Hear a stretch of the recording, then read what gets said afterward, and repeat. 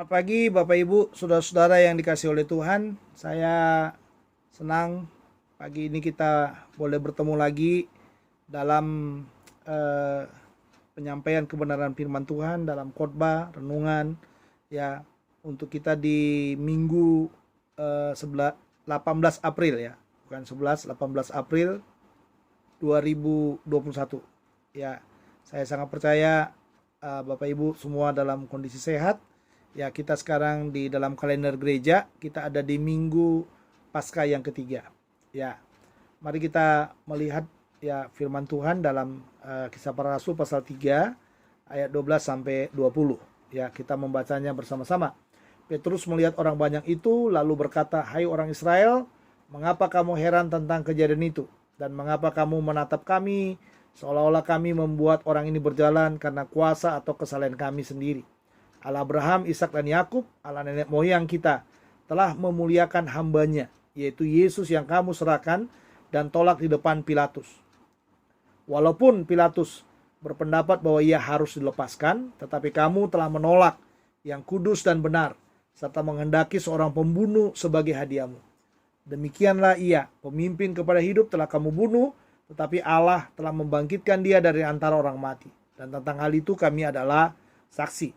Dan karena kepercayaan dalam nama Yesus, maka nama itu telah menguatkan orang yang kamu lihat dan kamu kenal ini. Dan kepercayaan itu telah memberi kesembuhan kepada orang ini di depan kamu semua. Hai saudara-saudara, aku tahu bahwa kamu telah berbuat demikian karena ketidaktahuan, sama seperti pemimpin kamu. Tetapi dengan jalan demikian Allah telah menggenapi apa yang difirmankannya dahulu dengan perantaraan nabi-nabinya, yaitu bahwa Mesias yang diutusnya harus menderita.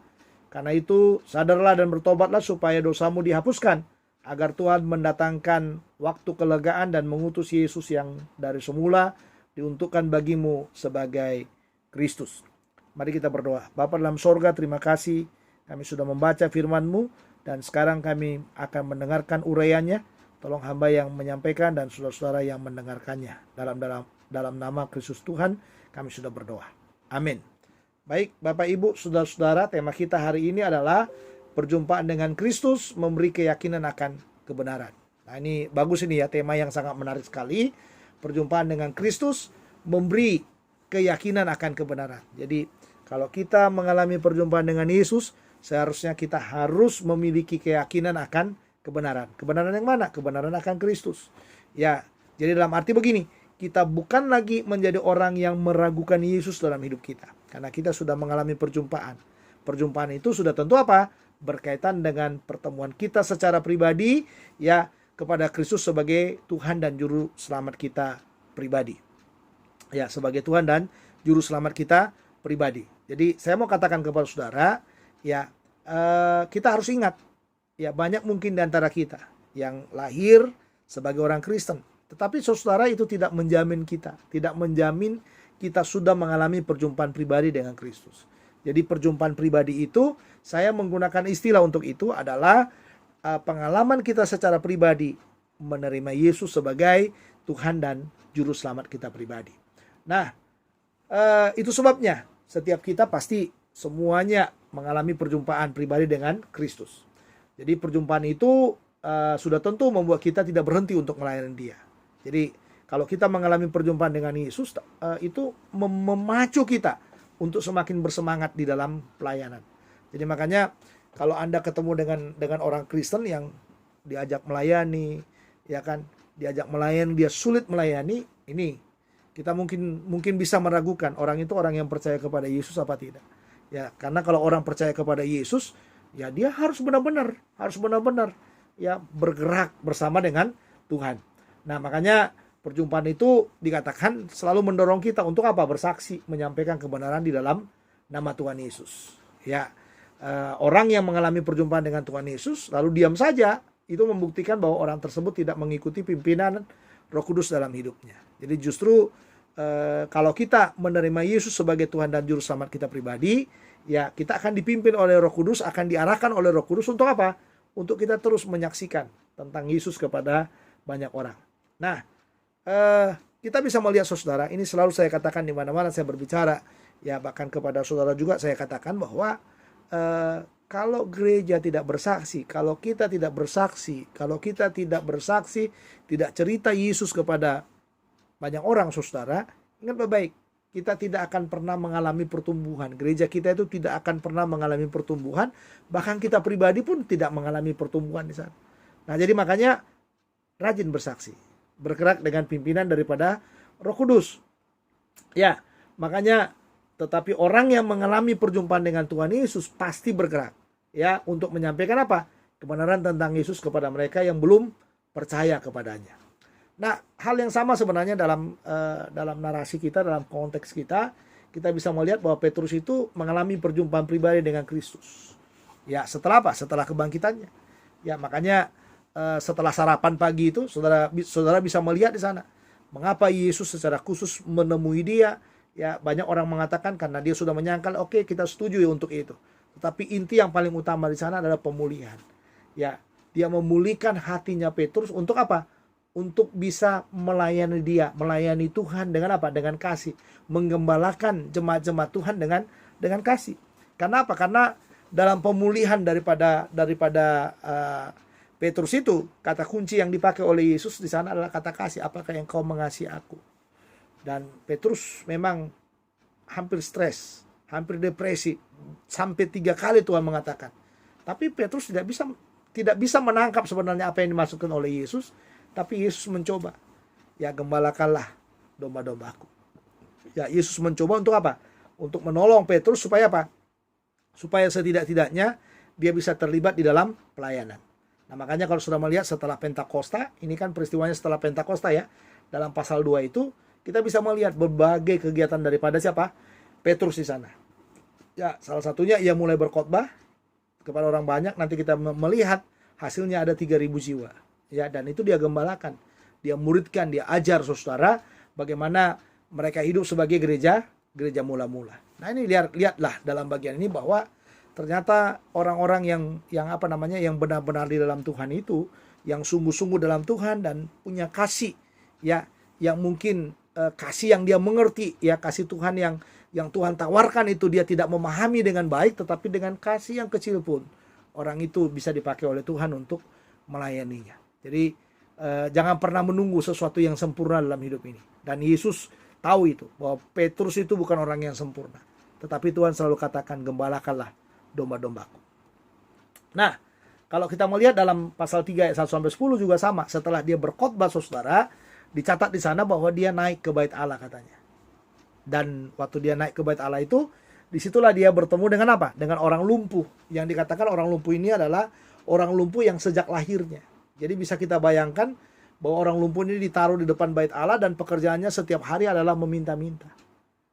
Ya, jadi pada waktu dia berhadapan dengan Petrus, ya, dan Yohanes itu, ternyata di sana dikatakan satu kata yang paling bagus dalam ayat ini, dalam bagian ini dikatakan begini, tetapi Petrus berkata, emas dan perak tidak ada padaku, tetapi apa yang kupunyai kuberikan kepadamu, demi nama Yesus Kristus, orang Nazaret itu berjalanlah.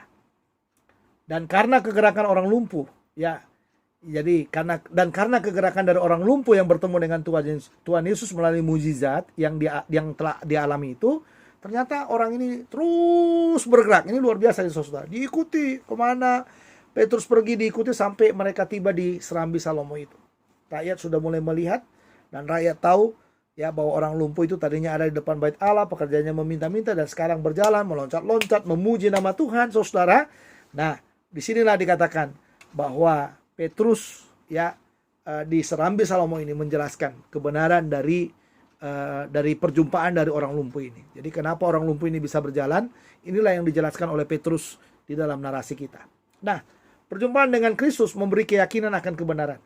Jadi keyakinan akan kebenaran apa yang kita bisa nyatakan, ya, dari perjumpaan kita pribadi itu, atau keyakinan akan kebenaran apa yang akan disampaikan oleh Petrus, ya, tentang orang lumpuh yang berjalan itu. Nah, ada 2 hal saudara yang kita bisa lihat di sini. Yang pertama adalah kebenaran tentang mujizat, ya, hanya ada karena nama Yesus.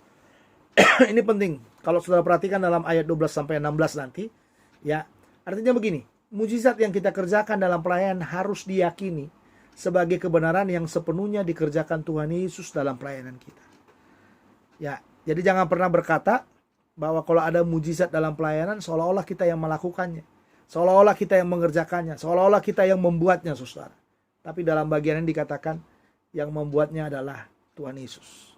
Ya, makanya kalau saudara perhatikan orang lumpuh yang sudah berjalan itu mengalami perjumpaan dengan Tuhan Yesus, orang ini sangat bersukacita. Ya, sangat bersukacita sekali. Ini dalam latar belakang konteksnya ya. Sehingga kemanapun Petrus dan Yohanes pergi diikuti oleh orang ini. Ya, bahkan yang dikatakan yang paling menarik, ya orang itu melompat-lompat, memuji Tuhan katanya. Ya luar biasa sekali itu. Ya luar biasa sekali. Itulah orang yang mengalami mujizat. Orang yang mengalami mujizat itu pasti bersukacita. Karena apa? Karena keterpurukan itu sekarang kan sudah berakhir, saudara. Ya, jadi kalau Anda terpuruk lalu ada mujizat dalam hidupmu, seharusnya Anda bersukacita. Jangan lagi apa namanya? Wajah kita itu cemberut, wajah kita itu tidak sukacita, dan kadang-kadang kita tidak mengekspresikan bagaimana Tuhan bekerja dalam hidup kita. Jadi kita harus mengekspresikan pengalaman-pengalaman bersama dengan Tuhan itu. Ya, makanya dalam ayat 9 sampai 10 dikatakan seluruh rakyat menyaksikan mujizat ini. Ya, karena orang itu tetap mengikuti, akhirnya mereka apa? Ya, mengerumuni Petrus dan Yohanes di serambi Salomo itu. Tetapi di serambi inilah Petrus menjelaskan tentang kebenaran yang dialami oleh orang lumpuh ini. Ya, nanti kalau sudah melihat dalam ayat 12 sampai 16, ya perhatikanlah ada kata-kata yang menarik yang digunakan oleh Petrus di situ adalah kata-kata apa? Mengapa?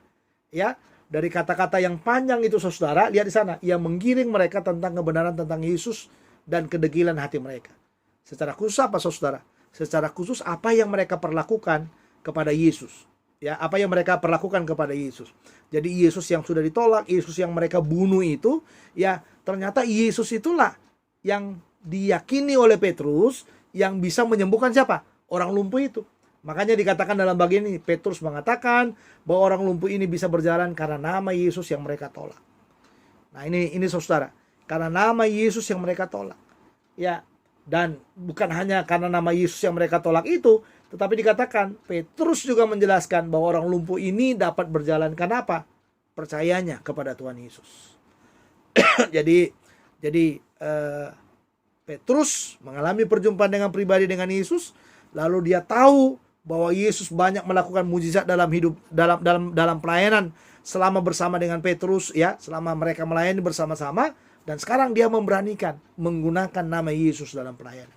Ya, dan kita perlu menggunakan dalam nama Yesus dalam pelayanan, dalam nama Tuhan Yesus dalam pelayanan, dalam nama Tuhan Yesus dalam segala kesulitan yang kita alami, kita harus menggunakan itu.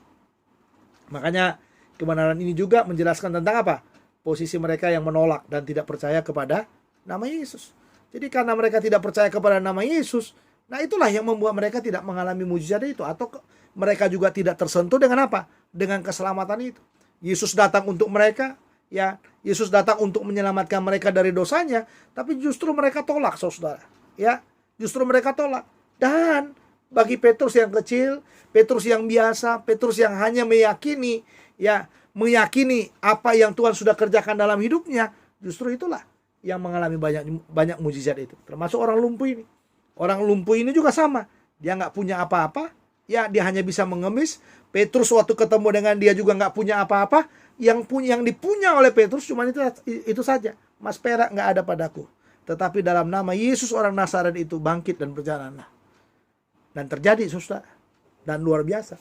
Ya, jadi makanya pelayanan demi pelayanan, kebenaran yang kita tangkap dalam bagian ini, kebenaran dari sebuah perjumpaan dengan Yesus pasti ada mujizat di sana.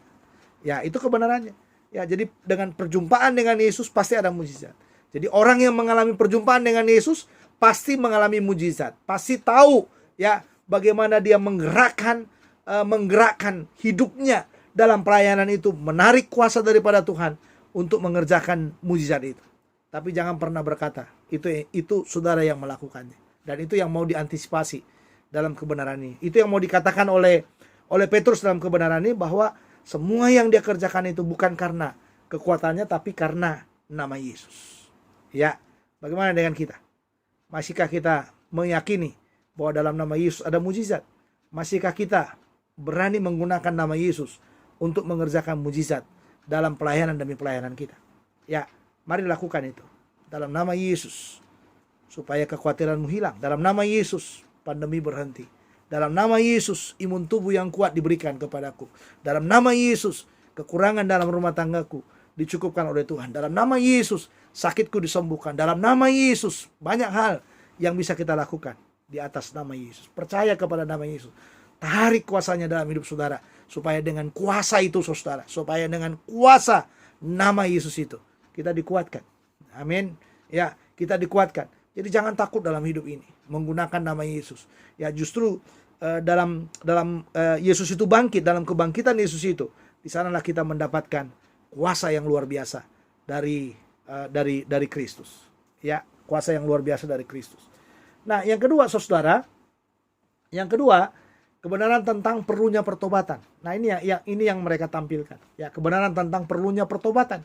Dalam ayat 17 sampai 20 artinya begini. Pertobatan adalah kebenaran yang sangat penting untuk mengalami perjumpaan dengan Tuhan Yesus. Jadi kalau orang nggak mau bertobat, nggak mungkin dia bisa mengalami perjumpaan dengan Tuhan Yesus. Jadi kita perlu bertobat. Bertobat dalam arti apa?